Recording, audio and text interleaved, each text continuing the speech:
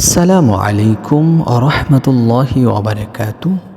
প্রিয় দর্শক, আজকে আমাদের জানার বিষয় হচ্ছে সূরাতুল ফাতিহা পাঠ করে এক মুষ্টি চাউলের উপরে ফু দিলে কি হয়।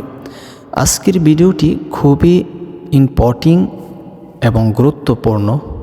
সবাইকে বলবো ধৈর্যের সাথে যদি ভিডিওটি দেখেন আপনার অনেক উপকার হবে। প্রিয় দর্শক, তাহলে আসুন আমরা জেনে নেই সূরাতুল ফাতিহা পাঠ করে এক মুষ্টি চাউলের উপর ফু অথবা দম করলে কি হয়। সর্বপ্রথম এই আমলটি করার জন্য আপনি পবিত্রতা হাসিল করে নেবেন, আর এই আমলটি আপনি যে কোনো নামাজের পরে এই আমলটি করবেন।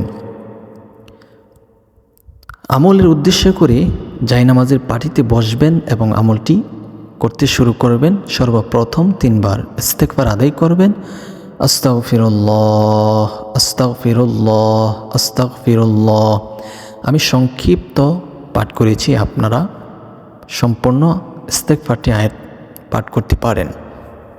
তারপরে 3 বার নবীজির ওপর দুরূদ শরীফ পাঠ করবেন, দুরূদে ইব্রাহিম পাঠ করবেন।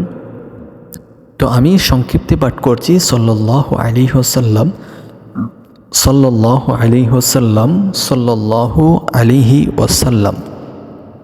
তারপরে আমার দেখানো নিয়মে সূরাতুল ফাতিহা আপনি পাঠ করবেন।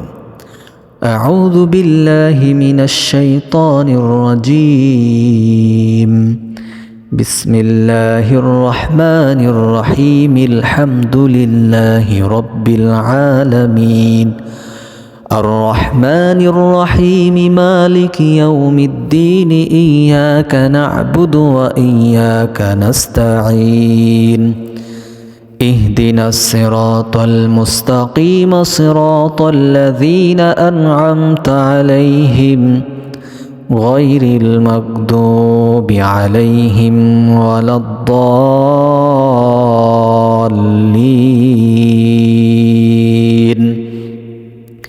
এইভাবে সূরাতুল ফাতিহা যখন পাঠ করা হবে তখন আপনি যে কাজটি করতে হবে, সর্বপ্রথমে আপনি এক মুষ্টি চাউল আপনার সামনে রেখে দিবেন।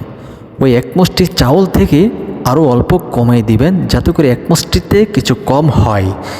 ওই চাউলের উপর আপনি একটি ফু অথবা দম করে নেবেন। তারপরে আবারও আপনি সূরাতুল ফাতিহা পাঠ করবেন, আবারও একটি ফু অথবা দম করে নেবেন চাউলের উপরে। তৃতীয়বার আবারও সূরাতুল ফাতিহা পাঠ করে আরও একটি ফু অথবা দম করে নেবেন চাউলের উপরে। তারপরে একবার দুরূদে ইব্রাহিম পাঠ করবেন। দুরূদে ইব্রাহিমটা এখন আমি পাঠ করে দিচ্ছি। আল্লাহুম্মা সাল্লি আলা মুহাম্মাদ ওয়া আলা আলি মুহাম্মাদ কামা সাল্লাইতা আলা ইব্রাহিম ওয়া আলা আলি ইব্রাহিম ইন্নাকা হামিদুম মাজিদ। আল্লাহুম্মা বারিক আলা মুহাম্মাদ ওয়া আলা আলি মুহাম্মাদ কামা বারাকতা আলা ইব্রাহিম ওয়া আলা আলি ইব্রাহিম ইন্নাকা হামিদুম মাজিদ। এইভাবে দুরূদে ইব্রাহিম পাঠ করে ওই চাউলের উপরে আরও 2টি ফু অথবা দম করে নেবেন। প্রিয় দর্শক, এইভাবে আমলটি করে নিয়ে আপনি এই চাউলটি কি করবেন, আপনি এই চাউলটি প্রতিদিন সকালবেলা এগুলো চাবিয়ে খাবেন। কোন ব্যক্তি চাবিয়ে খাবে? যে ব্যক্তির অতিরিক্ত ব্লাড ভাঙ্গে, মেন্সের সময় অথবা মাসিকের সময় অতিরিক্ত রক্ত বের হতে থাকে আর বন্ধ হয় না, কিছুক্ষণ পর পরই রক্ত অনর্গল আসতে থাকে, যার ফলে শরীরের স্বাস্থ্যের অনেক ক্ষতি হয়ে যায়। সেই কারণে আপনি এই আমলটি করে তারপরে আপনি ওই আধা মুষ্টি থেকে একটু বেশি অথবা এক মুষ্টি থেকে একটু কম চাউল আপনি চাবায় চাবায় খেয়ে ফেলবেন। ইনশাল্লাহ এইভাবে আপনি চাউল খেতে থাকবেন। যখন আপনার এই ব্লাড ভাঙ্গা বন্ধ হয়ে যাবে তখন আর চাউল খেতে হবে না এই আমলটিও করতে হবে না। আশা করি আপনাদের অনেক উপকার হয়েছে। ভিডিওটি শেয়ার করার জন্য সবাইকে অনুরোধ করছি।